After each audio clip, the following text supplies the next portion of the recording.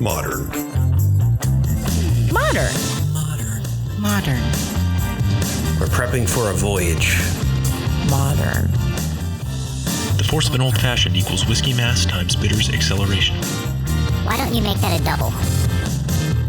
Modern Bar Cart.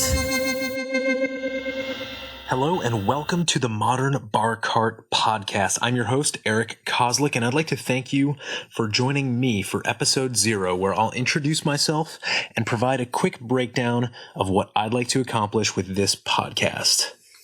First and foremost, this is a show about cocktails, what they are, how to make them, how to incorporate them into your life in a healthy way, and how to assemble an at-home bar or bar cart that will impress your guests and stimulate your own imagination. I'll be coming to you with a combination of short, medium, and long-form content about the most important and intriguing topics in cocktails. You can expect special guest interviews, a ton of great cocktail recipes and modifications, and a straightforward, intellectually curious approach to investigating cocktail making techniques and concepts that sometimes get breezed over or outright ignored. Starting out, many of these are going to be foundational episodes, and we'll be using the concepts established here in future episodes to inform the way we think about and enjoy our favorite cocktails.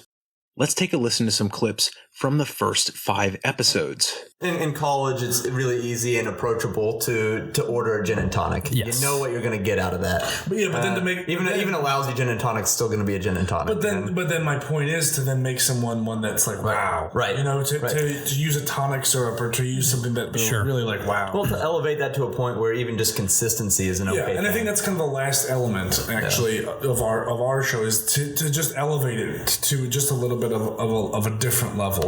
That was Alex Luboff and Jordan Wicker of the Speaking Easy podcast. They've been creating audio content about cocktails for a year and a half now, and they have a ton of accumulated wisdom about the joys of home bartending. After chatting with those fellas, we launch into a Foundations episode about the tools and hardware you'll need on your home bar cart. Strainer recommendations. Since the purpose of a strainer is simply to keep the ice in the mixing pint, my advice to Last Minute Larry is to just get creative. Pour the drink slowly and use a utensil to keep the ice in place. Maybe use the flat side of a knife blade or maybe a large spoon. Basically, if you've got a kitchen with tools and you're willing to get a little creative, you can manage to strain your cocktail even if you don't have a proper strainer. For Savvy Sally, Amazon has these on sale for between $6 and $20, so she can either choose to get eclectic or, again, opt for a set that includes a strainer.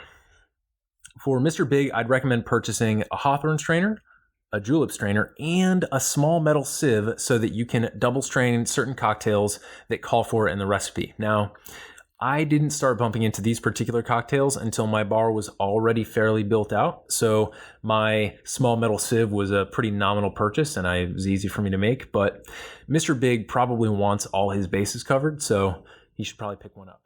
In case it's not quite clear what I'm talking about here, I put myself in the shoes of people in 3 very different situations and made cocktail equipment recommendations for all 3 of them.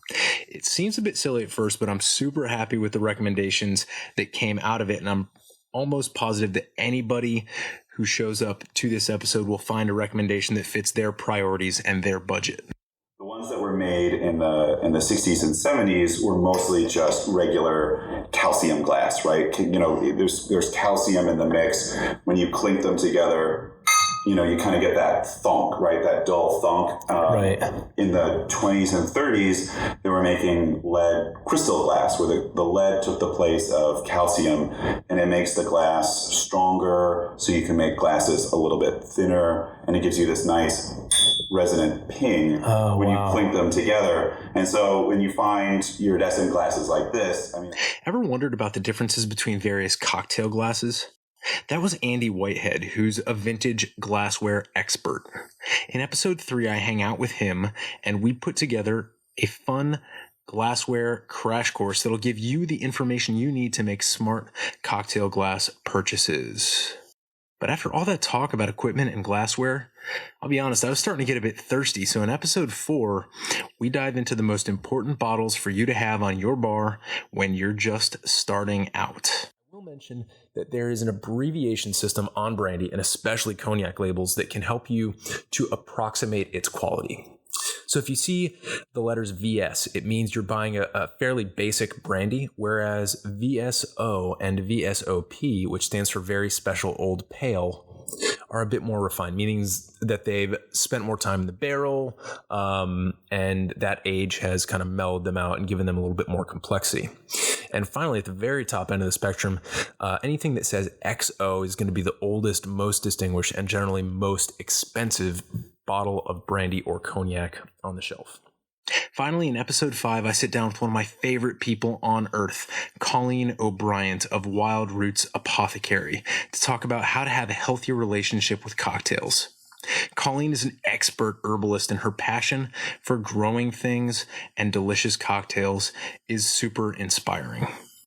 Like I said before, I'm a maker, so I love making things. I see what's in nature. I see the red clovers. I see the black locust flowers. I see things, and I want to put them into my body. And so I kind of created this so I don't feel guilty about drinking, every couple days. This little, what I call a fairy cocktail hour, and everybody's invited. And I just make small cocktails and just have one and do beautiful photographs. And I'm blessed to have, 2 acres to roam around in. But I do feel like our mindfulness and nature and just knowing what's there and experiencing it while we can is a good thing. Hopefully those teasers have you excited for the variety of topics we cover in just these first few episodes as we work our way through some of the most crucial starter info and go deeper into the mysteries and flavor magic of cocktails.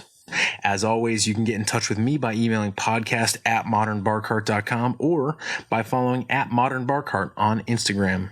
You can also stalk me there personally at Quixologist. That's Quixologist. And that's about it for me, but I'll catch you in episode 1, where we sit down with Alex Luboff and Jordan Wicker of the Speaking Easy podcast to talk about the joys of home bartending.